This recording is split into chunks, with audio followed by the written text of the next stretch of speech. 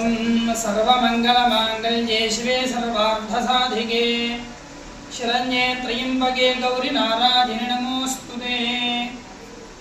श्री ऐश्वर्यवाराही देवी नमः।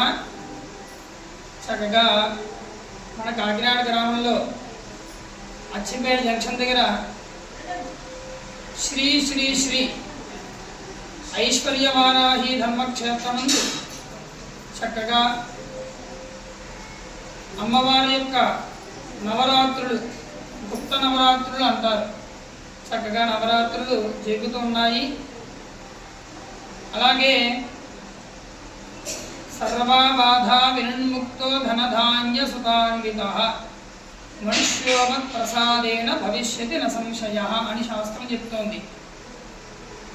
మనకి కుమార్తె కూతురు ఉన్నప్పుడు వివాహం చేసి ఆషాఢ మాసంలో సారిచ్చేలాగుంటుందో అలాగే అమ్మవారు కూడా మనమ్మాయి, మన తల్లి, మన సోదరే భావన చేసుకుని ఈ శుక్రవారం నాడు 4వ తారీఖు అమ్మవారికి ఆషాఢముషారి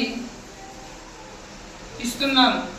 భక్తులందరికీ విజ్ఞప్తి ఏమిటయ్యా అంటే, మీ సౌకర్యార్థం మన ఇంట్లో ఎలాగైతే చేసుకుంటూ ఉంటామో అలాగే శ్రీ శ్రీ శ్రీ ఐశ్వర్యవారాహి ధర్మక్షేత్రముందు మీ శక్త్యానుసారం ఫలములు కానీ, స్వీట్లు కానీ, చీర కానీ, పళ్ళు కానీ, అలాగే మనకి మీ శక్త్యానుసారం పసుపు కుంకుమ పెట్టి ఆషాఢానుసారం ఎలా ఇస్తూ ఉంటామో అమ్మవారి యొక్క భక్తులందరూ కూడా ఈ కార్యక్రమాన్ని తెలుసుకుని భక్తులందరూ అమ్మవారి యొక్క కృపకు పాత్ర కావలసిందిగా కోరుచున్నాము.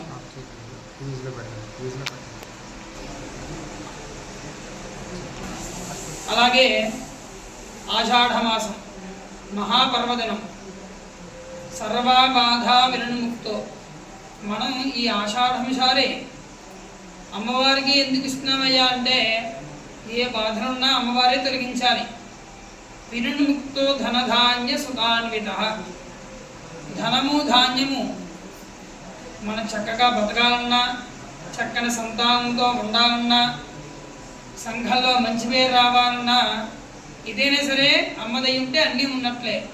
అందువలన ఈ ఆషాఢంసారి శుక్రవారం నాడు సాయంత్రం 6 గంటల నుంచి 7 గంటల మధ్యలో స్వయంగా మీ చేతుల మీదుగానే అమ్మవారికి చక్కగా ప్రదక్షిణం చేసుకుని వేద మంత్రాలతో మంగళ వాద్యాలతో చక్కగా మీ చేతుల మీదుగా మీరే సమర్పించవలసిందిగా కోరుచున్నాము. ఈ అవకాశాన్ని సద్వినియోగం చేసుకుని శ్రీ శ్రీ శ్రీ ఐశ్వర్యవారాహి అమ్మవారి దయకి కృపకు పాత్ర కావలసిందిగా కోరుచున్నాము. అటు